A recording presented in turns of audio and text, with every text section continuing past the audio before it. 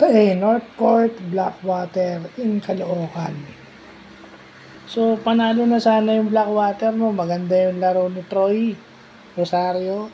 Maganda yung laro ni yung Christian David. No? Pero, maganda yung laro ng Blackwater in general. Humabol, lumamang. Kaso, problema nila depensa. Alam naman nilang Northport ang kalaban nila at yung pumatay sa kanila yung main man ng Northport na si Arvin Tolentino. Alam nila yun na pupunta yung Northport kay Arvin Tolentino.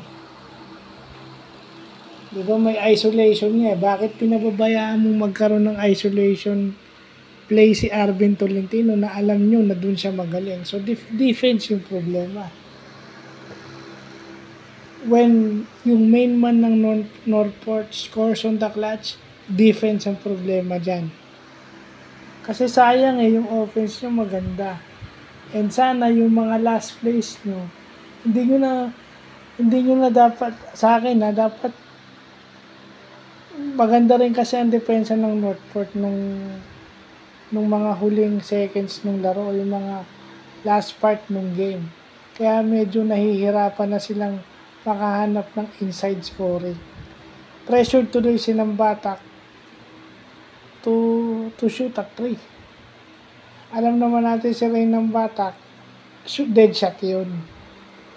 So pag may pressure ng kasama, kahit gano'n kakagaling na shooter, talaga magbimintis ka.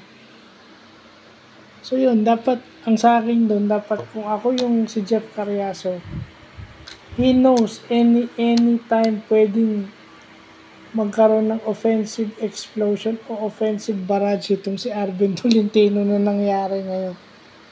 Sayang yung game nila. Dapat panalo na sila. So, yun lang po.